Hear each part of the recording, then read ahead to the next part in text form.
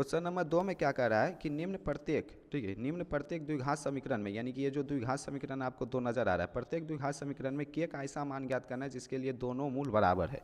यानी इस द्विघात समीकरण के जो दो मूल होंगे दोनों बराबर है, तो के का ऐसा कौन सा मान रखा जाए, यहाँ पर आपको के नजर आ रहा होगा, के का ऐसा कौन सा मान रखा जाए ताकि मूल आपका बराबर हो जाए। ठीक है, अब मूल बराबर होने के लिए हम क्या करते हैं, डी निकालते हैं, समझो। ठीक है, मूल बराबर है, ये बात कैसे पता चला होगा, ये बात पता चला होगा डी देख के।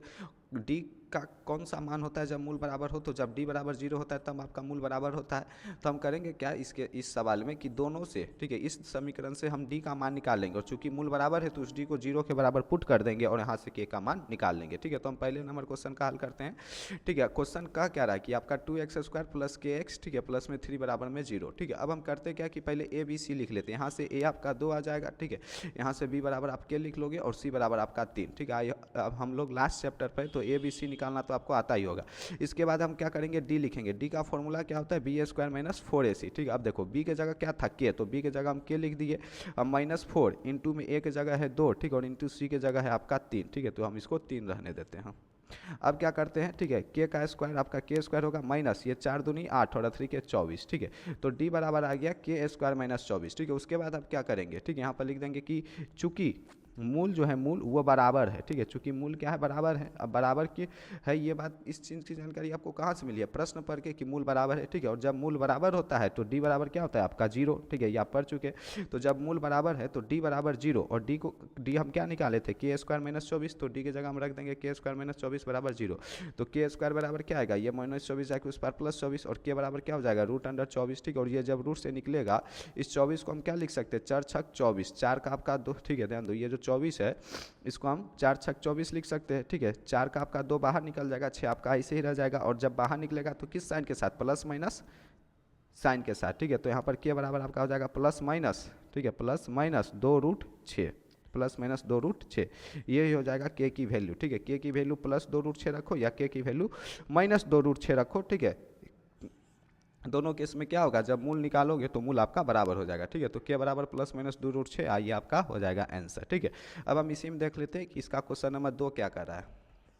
इसमें क्वेश्चन नंबर 2 है आपका के एक्स इंटू एक्स माइनस 2। ठीक है, ध्यान से देखो, के एक्स इंटू एक्स माइनस 2, तो पहले हम इसको लिख लेते हैं के एक्स इंटू एक्स माइनस 2। ठीक है, फिर क्या है, फिर है आपका प्लस 6 बराबर में 0। ठीक है, फिर हम लिख देते हैं प्लस 6 बराबर में 0।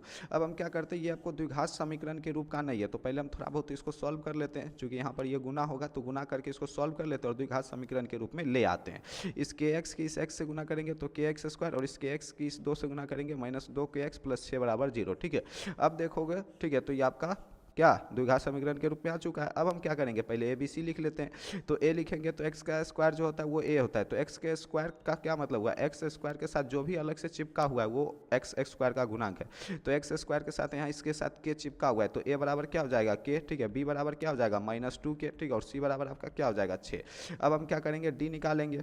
डी निकालेंगे, ऑब्वियस बात है, डी क्या होता है बी² यानी कि -2 के का स्क्वायर कर देंगे। ठीक है, अब तो आप इतना एक्सपर्ट हो ही गए होगे कि हमको बार बार फॉर्मूला लिखने की ज़रूरत नहीं पड़नी चाहिए, लेकिन जब आप सॉल्व करोगे अपने नोटबुक पर या एग्जाम में तो वहाँ पर आपको प्रॉपर फॉर्मूला लिखना है।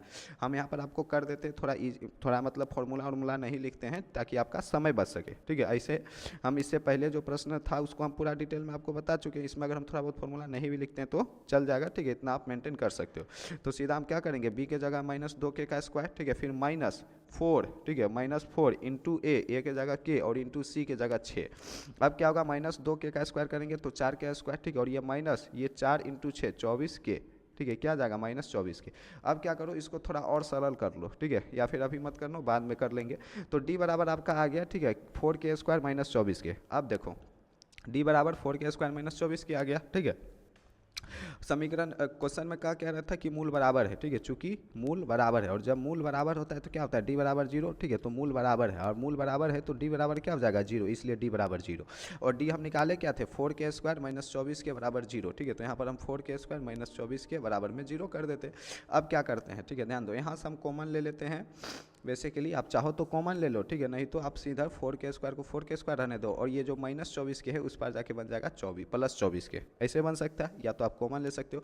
अब देखो, 4k² का मतलब हुआ 4k इंटू के, ठीक है, और बराबर में 24k।